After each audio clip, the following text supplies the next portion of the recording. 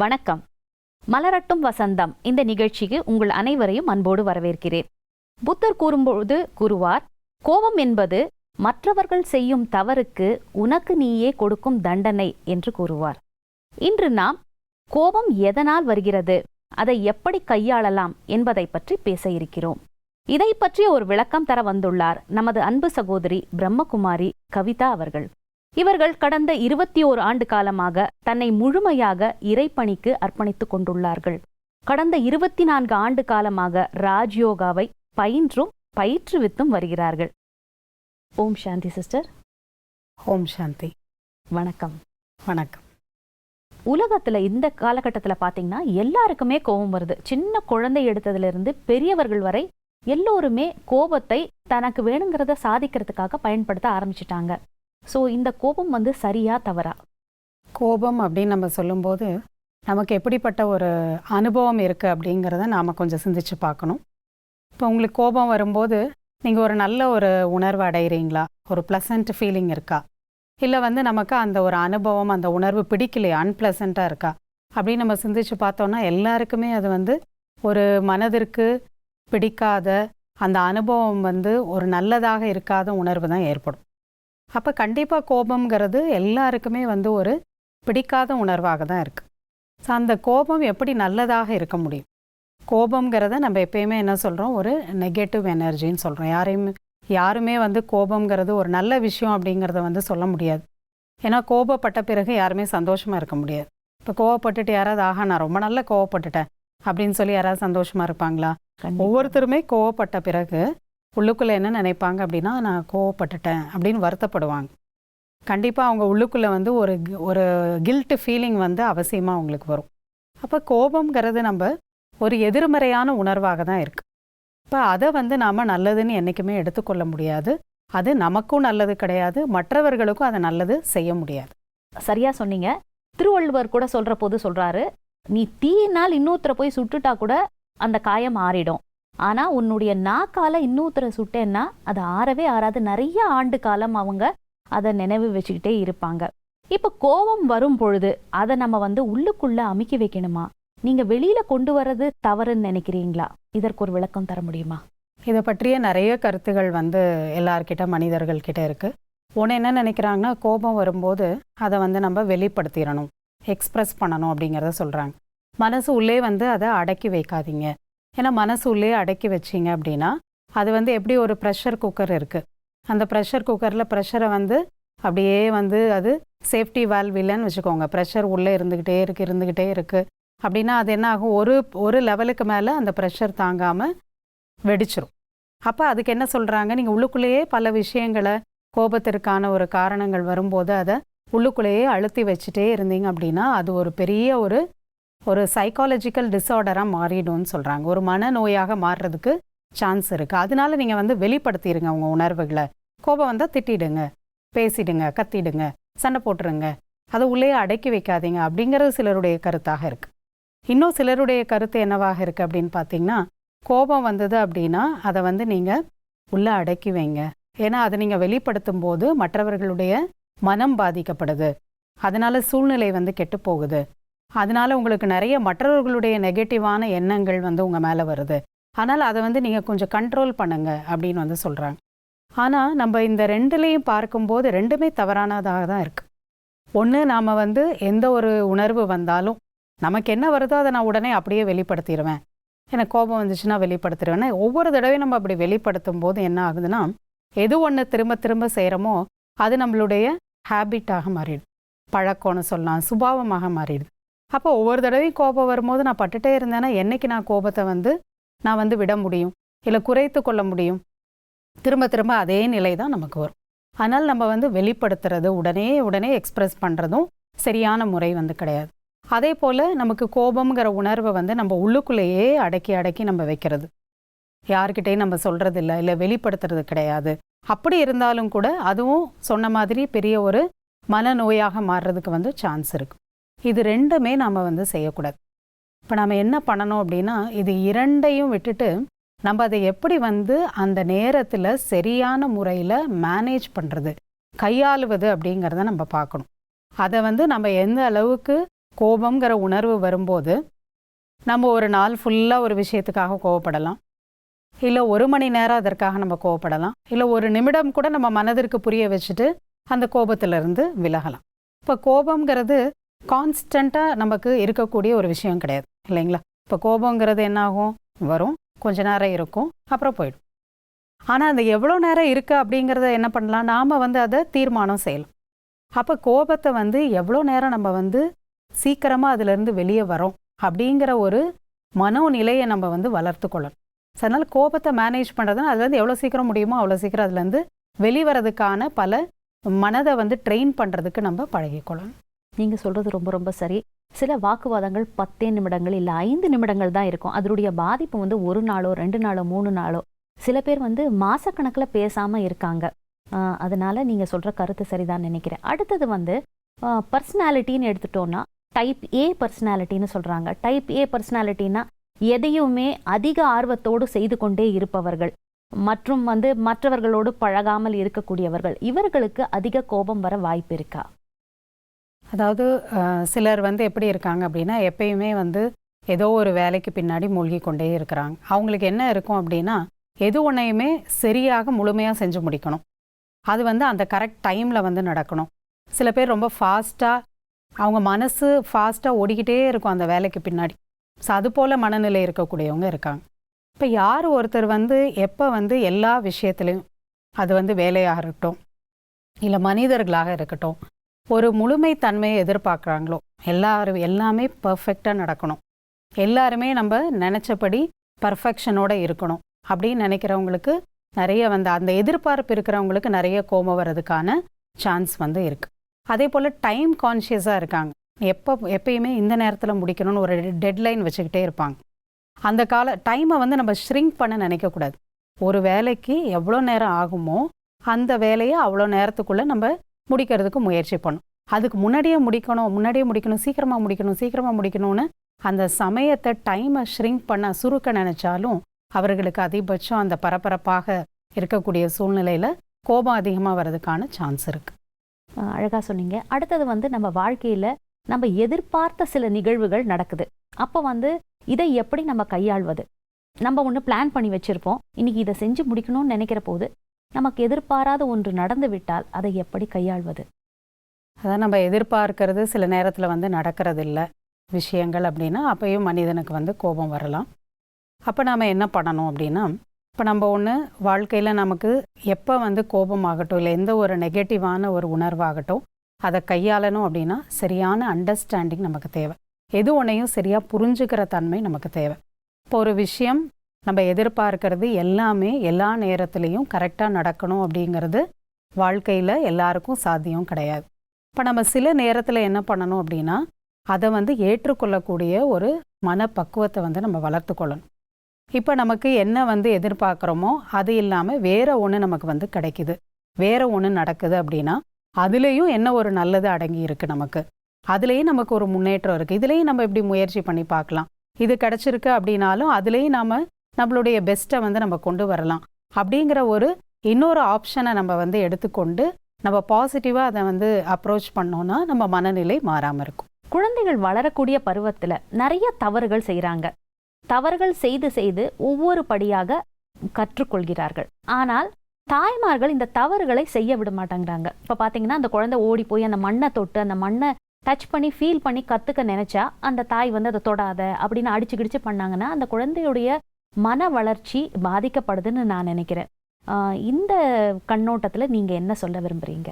அது குழந்தைகள்னால் எப்படி இருப்பாங்க அப்படிங்கிறத வந்து நாம் ஏற்றுக்கொள்ளணும். குழந்தைகள் வந்து எந்த பொருளையும் உடைக்காமல் இருக்காங்க, இல்லை குறும்புகள் செய்யாமல் இருக்காங்க, அப்படியே அமைதியாக ஒரே இடத்துல உட்காந்துட்ருக்காங்க அப்படின்னா அவங்களுக்கும் நம்மளுக்கும் வித்தியாசமே இருக்காது.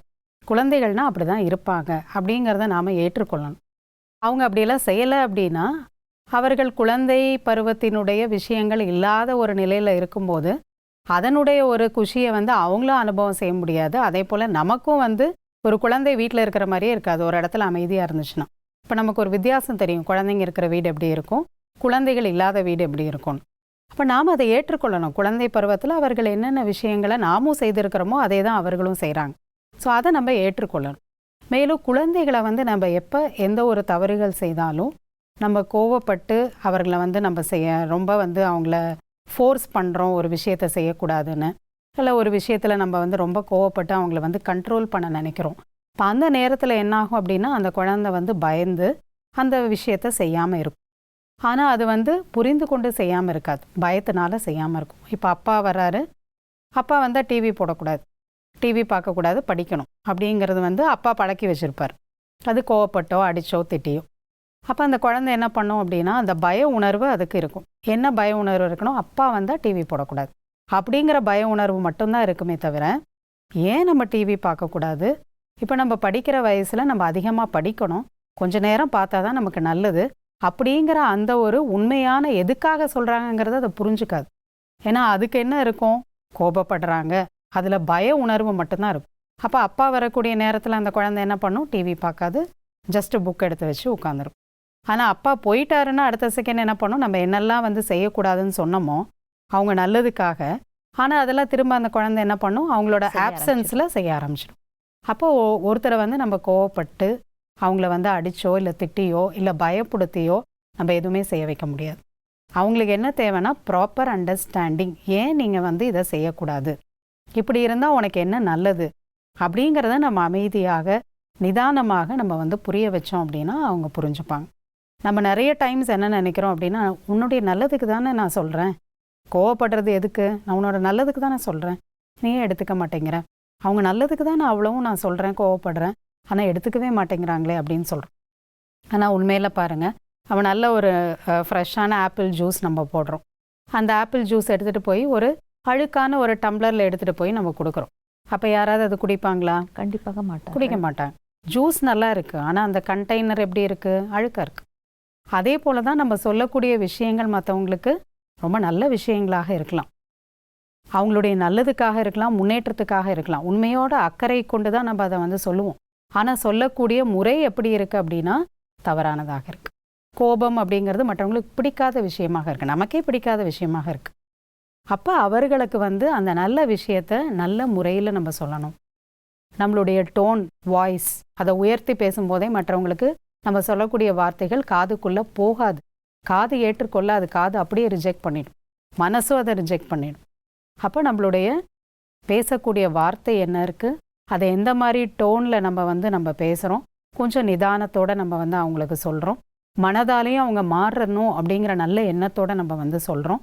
அவங்களோட தவறுனால நம்ம பாதிக்காமல் இருந்து நம்மளுடைய மனநிலை அப்போ பாதிக்கக்கூடாது. கோபமோ இல்லை நமக்கு வந்து எரிச்சலோ வராமல் அவங்க மாறணும், தப்பு செய்கிறாங்க, தப்பு இருக்குது, எல்லார் மனிதன்கிட்டையும் தப்பு இருக்கும், சரி நம்ம அவங்கள கைட் பண்ணுவோம், சொல்லுவோம் அப்படிங்கிற ஒரு நல்ல மனநிலையோடு இருந்து நம்ம சொல்லும்போது அதை ஏற்றுக்கொள்கிறதுக்கான வாய்ப்புகள் நிறைய இருக்குது. சில நேரங்களில் என்ன ஆகுதுன்னா, ஒரு விஷயத்தில் வந்து யார் அந்த இடத்துல பலகீனமாக இருக்காங்களோ அவங்க மேலே பழிய தூக்கி போட்டுடுறாங்க. இப்போ வீட்டில் ஒரு குடும்பத்தை எடுத்துக்கிட்டிங்கன்னா அந்த பெண்மணி இருப்பாங்க, இவன் அம்மாவால் தான் எல்லாமே நடந்தது அப்படின்னு பழிய தூக்கி அவங்க மேலே போட்டுருவாங்க. எந்த கெட்டது நடந்தாலும் அந்த பெண்ணுக்கு அந்த பழி வந்து சேரும். அப்போ ஆட்டோமேட்டிக்காக உள்ளே இருந்து அந்த ஒரு கோபம் எழுகிறது, எனக்கும் இதுக்கும் ஒரு சம்பந்தமும் இல்லை, இருந்தாலும் பழி என் மேல் வருகிறது. இந்த மாதிரி ஒரு சூழ்நிலையில் எப்படி அதை வந்து ஹேண்டில் பண்ணலாம்? இதுவும் வந்து நிறைய குடும்பங்களில் நிறைய விஷயத்தில் நடக்கிறது தான். இப்போ ஏதோ ஒரு தவறு நடந்தாலும் எந்த ஒரு விஷயங்கள் வந்தாலும் நீ தான் காரணம் அப்படின்னு சொல்லி யாரையாவது சொல்கிறது உண்டு தான். ஆனால் அந்த நேரத்தில் நம்ம என்ன பண்ணோம் அப்படின்னா, அந்த மாதிரி விஷயங்கள் வரும்போது அந்த நேரத்தில் நம்ம வந்து கண்டிப்பாக நம்மளை நினச்சி பார்க்கணும், நம்ம மேலே தப்பில்லை அப்படிங்கிறத மற்றவங்களுக்கு சொல்லணும். இப்போ கோவப்பட்டோன்னு வச்சுக்கோங்க, நம்ம அந்த கோபப்படுறோனாலே அதுனால பாதிக்கிறோன்னு அர்த்தம். இப்போ நம்ம செய்யவே இல்லை, அப்போ நம்ம அதனால் பாதிக்கப்படணும்னு அவசியமே இல்லை. இப்போ யாராவது நம்மளை வந்து முட்டாள்னு சொல்கிறாங்க, அப்போ நமக்கு கோபம் வருதுன்னா அதை நம்ம அவங்க சொல்கிறத உள்ளே என்ன பண்ணிக்கிட்டோம், எடுத்துக்கிட்டோன்னு அர்த்தம். இப்போ நம்ம முட்டாளே கிடையாது, அப்போ நம்ம ஏன் வந்து அதை எடுத்துக்கணும்? இப்போ நான் அந்த தப்பே செய்யலை, அப்போ நான் பாதிக்காமல் தானே இருக்கணும். இப்போ முதல்ல நம்ம மனசை வந்து அப்படி நம்ம பழக்கணும். யாராவது ஒரு விஷயத்த சொல்கிறாங்க அப்படின்னா அந்த நேரத்தில் அதுக்கு நம்ம வந்து எதுவுமே சொல்லாமல் அமைதியாக இருக்கணும் அப்படிங்கிற அர்த்தமும் கிடையாது. நம்ம மேலே ஒரு செய்யாத தவறுக்காக வந்து நம்மளை நீ தான் காரணம்னு சொல்கிறாங்க, இல்லை பழியே வருது அப்படின்னா ஒன்றுமே பேசாமல் அமைதியாக இருக்கணும் அப்படிங்கிறது அர்த்தம் கிடையாது. நம்ம பேசணும், நம்ம என்ன நடந்தது அப்படிங்கிறத அவங்களுக்கு சொல்லணும். நான் இதுக்கு காரணம் இல்லை, இதுதான் நடந்தது, இப்படி தான் நடந்தது அப்படிங்கிறத நம்ம அவங்களுக்கு எக்ஸ்பிளைன் பண்ணணும். அதுக்கப்புறமா அவங்க ஏற்றுக்கொள்கிறாங்க இல்லை ஏற்றுக்கொள்ளலை அப்படிங்கிறத நம்ம பார்க்கக்கூடாது, அவ்வளோதான். நம்ம சைட்லேருந்து நம்ம என்ன சொல்லணுமோ அதை சொல்லிட்டு நம்ம அமைதியாக இருக்கணும். அவங்க ஒரு நாள் ஏற்றுக்கொள்ளலாம், இல்லை அது ஏற்றுக்கொள்கிறதுக்கு ஒரு வாரம் கழிச்சு கூட அவங்களுக்கு புரியலாம், ஒரு மாதம் கழிச்சு கூட அவங்களுக்கு தெரிய வரலாம். ஆனால் உண்மை என்னவோ எடுத்து நம்ம சொல்லணும். அதுக்கப்புறம் நம்ம அமைதியாயிடணும். அவங்க எப்படி எடுத்துக்கிறாங்க, நம்புகிறாங்க, நம்பலை, அதை பற்றி நம்ம கவலைப்படக்கூடாது. அப்படி இருந்தோம் அப்படின்னா அந்த சூழ்நிலையிலையும் நம்மளோட மனதை நம்ம அமைதியாக வைத்துக்கொள்ள முடியும். அடுத்தது ஒரு அலுவலகத்தை எடுத்துக்கலாம். ஒரு ஆஃபீஸில் வந்து ஒரு முதலாளி அந்த தன் கீழே வேலை செய்கிறவருக்கு ஒரு அறிவுரை கொடுக்குறாரு. ஆனாலும் இவர் வந்து அந்த தொழிலாளி வந்து திருப்பி திருப்பி அதே தவறை செஞ்சிட்ருக்கிற போது அதிகமான கோபம் வர வாய்ப்பு இருக்குது. இந்த இடத்துல அவர் எப்படி அதை ஹேண்டில் பண்ணலான்னு நினைக்கிறீங்க? எந்த மனநிலையில் அவருக்கு இருக்கலாம்? அது எப்பொழுதுமே ஒருத்தர் தவறு செய்யும்போது நம்ம முதல்ல ஒரு தடவை தவறு செய்கிறாங்க அப்படின்னா நம்ம வந்து அவங்களுக்கு நம்ம எடுத்து சொல்கிறோம். அப்போ அந்த எடுத்து சொல்லும் போதும் நமக்கு வந்து அந்த கோபத்தோடு நம்ம வந்து சொல்லும்போது அந்த விஷயம் அவங்களுக்கு போய் சேராது. அதாவது நம்ம கூட மற்றவங்க நாம் தவறு செஞ்சிட்டோன்னு வச்சுக்கோங்க, மற்றவங்ககிட்ட என்ன எதிர்பார்க்குறோம்? அன்பாக சொல்லணும். அவங்க கூப்பிட்டு சரி ஓகே இனிமேல் இப்படி செய்யாத, நான் இந்த தடவை வந்து நான் மன்னிச்சிடுறேன், நெக்ஸ்ட் டைம் இதை வந்து கொஞ்சம் கவனமாக பார்த்துக்கோப்பா அப்படின்னு சொல்லணும். நல்ல முறையில் ஹேண்டில் பண்ணணும்னு விரும்புகிறோம். அதே போல் தான் மற்றவங்களும் விரும்புவாங்க. இப்போ நல்ல முறையில் நம்ம ஹேண்டில் பண்ணுறோம், சொல்லித்தரோம், ஆனால் அவங்க புரியாமல் திரும்ப திரும்ப அதை செய்துட்ருக்காங்க அப்படின்னா அப்போ அதற்கு நம்ம திரும்ப திரும்ப கோவப்பட்டுட்டே இருக்கணுங்கிறது அவசியம் கிடையாது. என்ன பண்ணணும் அப்படின்னா அதற்கான அடுத்த ஆக்ஷன் நம்ம எடுக்கலாம். இப்போ ஒருத்தருக்கு திரும்ப திரும்ப சொல்கிறோம், அதை செய்யவே இல்லைங்கும் போது அந்த ஒரு ஃபேக்ட்ரியே இருக்கட்டும், ஒரு வேலை செய்யக்கூடிய இடமே இருக்கட்டும், அவங்களுக்கு வந்து வேறு வேலைகளை நம்ம அலாட் பண்ணலாம். அந்த வேலையிலேருந்து அவங்கள வேறு என்ன சிறந்ததாக அவங்க பண்ண முடியுமோ அதில் அவங்கள மாற்றிடலாம். நமக்கு கீழே என்ன ஒரு வேலை இருக்கோ அதை செய்ய முடியல அவங்களாலனா வேறு எதுக்கு அவங்கள மாற்றிடலாம். ஸோ இது போல் நம்ம என்ன ஆக்ஷன் எடுக்க முடியுமோ அதை நம்ம எடுக்கலாம். ஆனால் கோவப்பட்டு தான் அதை எடுக்கணும்னு அவசியம் இல்லை. அதனால தான் சொல்கிறோம், நாம் என்னன்னாலும் சரி நீங்கள் வந்து ஒரு லீகல் ஆக்ஷன் கூட ஒருத்தர் மேலே எடுக்கலாம். ஒரு தவறு ஒருத்தர் மேலே இருக்குன்னா கோவப்படாமல் நான் அமைதியாகவே இருப்பேன், என்ன பாதிப்பு வந்தாலும் அதை வந்து நான் எதிர்கொள்வேன், அப்படி கிடையாது. ஒருத்தர் மேலே நீங்கள் லீகலாக ஆக்ஷன் கூட எடுக்கலாம். ஆனால் கோபப்படாமல் நம்ம நிதானத்தோட அறிவுபூர்வமாக ஒவ்வொன்றையும் ஹேண்டில் பண்ணணும். கோபங்கிறத நம்ம பட்டுட்டோன்னா நம்மளோட டெசிஷன் மேக்கிங் பவர் கெட்டு போய்டுதான். சரியான முடிவுகளை நம்மளால் எடுக்க முடியாது. கண்டிப்பாக தவறாக தான் வந்து இருக்கும். இப்போ நம்ம எதையுமே நல்லது கெட்டதை நம்ம வந்து சரியாக ஜட்ஜ் பண்ணவே முடியாது, நமக்கு புரியாது அந்த நேரத்தில். அப்போ இதெல்லா பாதிப்புகளையும் நம்ம வந்து மனசில் கொண்டு வரணும். அப்போ எப்பயுமே நிதானமும் அமைதியும் தான் நல்லது அப்படிங்கிறத புரிந்து கொண்டு நம்ம அதை ஹேண்டில் பண்ணணும். சில நேரங்களில் உடலில் பலகீனங்கள் ஏற்படுகிறது. சில நேரங்களில் சிலர் வந்து உணவு சரியான நேரத்தில் உட்கொண்டு இருக்க மாட்டாங்க, இல்லை இரவு முழுக்க தூக்கம் இல்லாமை கூட இருக்கும். இதனால கூட கோபம் வர வாய்ப்பு இருக்கா? இதற்கு ஒரு விளக்கம் தர முடியுமா? இப்போ நமக்கு வந்து தெரியுது இதனால தான் நமக்கு வந்து கோபம் வருது, சரியான தூக்கம் இல்லைன்னா கோபம் வருது, இதுதான் ரீசன் அப்படின்னு கரெக்டாக நமக்கு தெரியும் போது அதை வந்து நம்ம சரி பண்ணுறதுக்கு முயற்சி பண்ணணும். ஏன்னா கண்டிப்பாக அது நம்ம கையில் தான் இருக்குது. நல்ல ஒரு ரெஸ்ட்டு வந்து எவ்வளோ நேரம் நமக்கு தேவையோ அதை வந்து நம்ம கொடுக்கணும். நீங்கள் வந்து ஒரு 6 மணி நேரம் நீங்கள் தூங்கலை அப்படின்னா மீதி நீங்கள் வந்து செய்யக்கூடிய 10 மணி நேரமோ இல்லை 12 மணி நேரமோ நீங்கள் செய்யக்கூடிய வேலையில் இந்த ஒரு 2-3 மணி நேரம் சரியாக தூங்காத பாதிப்பு ஏற்படும் அப்படின்னா நீங்கள் 1 மணி நேரம் அதுக்கு எக்ஸ்ட்ரா கொடுக்கலாம். நல்ல ஒரு தூக்கத்தை நம்ம வந்து கொடுக்கலாம். கரெக்ட் நேரத்துக்கு நம்ம உணவை வந்து நம்ம சாப்பிடலாம். ஏன்னா சொல்லுவாங்க சுவர் இல்லாமல் சித்திரம் இல்லை. அதுபோல் உடலை நல்லா கவனிக்கிறது ரொம்ப முக்கியமான விஷயம். இப்போ காரணம் தெரியும் போது அதற்கான ஒரு தீர்வையும் நம்ம செய்து கொண்டால் கண்டிப்பாக அதுலேருந்து நம்ம விலக முடியும். இல்லைன்னா உடல் சரியில்லை அப்படின்னா மனம் சரியிருக்காது. மனம் சரியில்லைன்னா ஆட்டோமேட்டிக்காக அதனுடைய தாக்கம் எல்லா விஷயத்துலையும் ஏற்படும். இப்போ இந்த டாப்பிக்கின் ஆதாரத்தில், நேர்மறையான எண்ணங்களின் ஆதாரத்தில் இந்த கோபம் என்னும் அந்த ஒரு மனநோயை எப்படி நாம் வெற்றி கொள்வது, இதை பற்றி ஒரு விளக்கம் தர முடியுமா? இப்போ கோபத்தை வந்து நம்ம விடுறதுக்கு நிறைய நம்மளுடைய மனதை வந்து நம்ம ப்ராக்டிஸ் பண்ணணும், பழக்கணும். அதில் ஒன்று என்ன அப்படின்னு பார்த்தீங்கன்னா, ஒவ்வொரு நாளும் நம்ம காலையில் எழுந்த உடனே நம்மளுடைய ஆள் மனதிற்கு சில பாசிட்டிவான விஷயங்களை நம்ம வந்து கொடுக்கணும். அதான் பாசிட்டிவ் அஃபர்மேஷன் சொல்லுவாங்க. இன்றைக்கி நாள் முழுவதும் நான் வந்து எப்படி இருக்கணும் அப்படிங்கிறத காலையிலேயே நம்ம மனதிற்கு சொல்லி நம்ம புரிய வைக்கலாம். இன்றைக்கி நாள் முழுவதும் நான் எல்லா விஷயத்தையும் அமைதியோடு நான் செய்வேன், எல்லா மனிதர்களையும் நான் அன்போடு நான் வந்து கையாளுவேன், எல்லா வேலைகளையும் நான் சந்தோஷமாக நான் செய்வேன். இப்படி என்ன பண்ணோன்னா நம்ம மனதிற்கான சில விஷயங்களை காலையில் எழுந்த உடனே நம்ம நினைக்க ஆரம்பிக்கணும். இப்போ அந்த நேரத்தில் நம்ம என்ன பண்ணக்கூடாதுன்னா நான் கோபப்பட மாட்டேன் அப்படின்னு நினைக்கக்கூடாது. ஏன்னா இந்த கோபம் அப்படிங்கிறது என்னவா இருக்குது, ஒரு நெகட்டிவான வார்த்தையாக இருக்குது. இப்போ இந்த நம்ம ஆள் மனதுக்கு வந்து கோபப்படமாட்டேன்னு சொல்கிறோமா இல்லை படணும்னு சொல்கிறோமாங்கிறது அதுக்கு புரியாது. ஆனால் எந்த வார்த்தை மட்டும் அதுக்கு புரியும் அப்படின்னா கோபங்கிற வார்த்தையை மட்டும் எடுத்துக்கும். அதனால தான் நிறைய பேர் சொல்லுவாங்க, நான் இன்னைக்கு கோவமே படக்கூடாதுன்னு காலையிலேருந்து நினச்சேன், ஆனால் இன்னைக்கு தான் நிறைய கோவப்பட்டுட்டேன். ஏன்னா நம்ம காலையில் எந்திரிச்சோடனே எதை ஞாபகம் செய்கிறோம் அப்படின்னா கோபங்கிற வார்த்தையை ஞாபகம் செய்கிறோம். அதனால நம்ம வந்து ஆழ் மனதிற்கு நல்ல ஒரு வார்த்தைகளை தான் கொடுக்கணும், பாசிட்டிவான வார்த்தைகளை தான் கொடுக்கணும். கோவப்பட மாட்டேன்னு நினைக்க வேண்டிய அவசியம் இல்லை, அமைதியாக இருக்கணும்னு நினச்சா போதும்.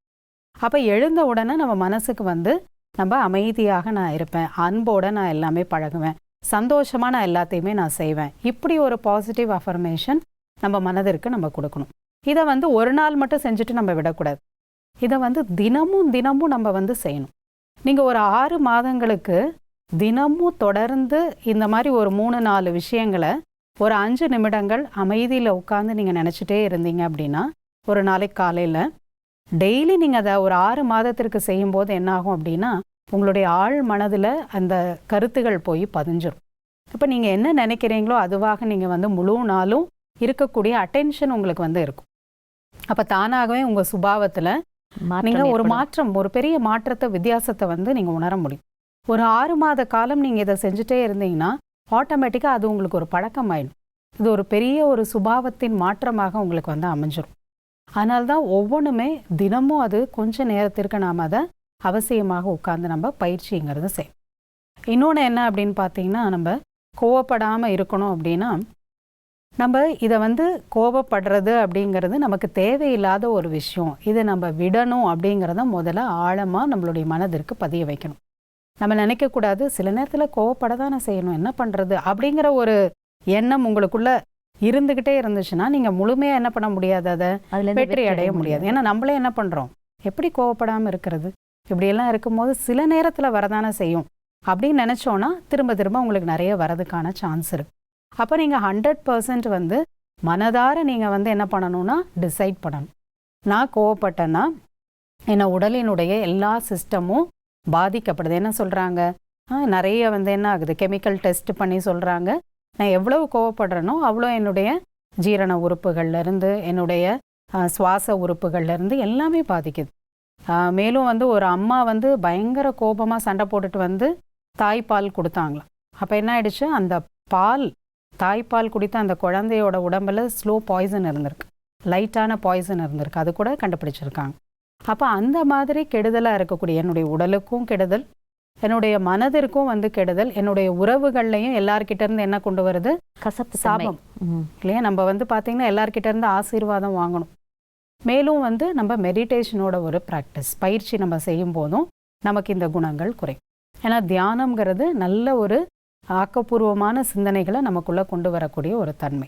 அப்போ நம்ம தியானம் பண்ணும்போது நமக்கு புரிய வச்சுக்கிறோம், என்னால் எவ்வளோ நேரம் கோபத்தில் இருக்க முடியும், 24 மணி நேரம் கோவப்பட முடியுமா, கண்டிப்பாக முடியாது. அமைதியில் இருக்கிறதும் அன்பாக இருக்கிறதும் சந்தோஷமாக இருக்கிறதா நம்மளோட உண்மையான மனநிலை.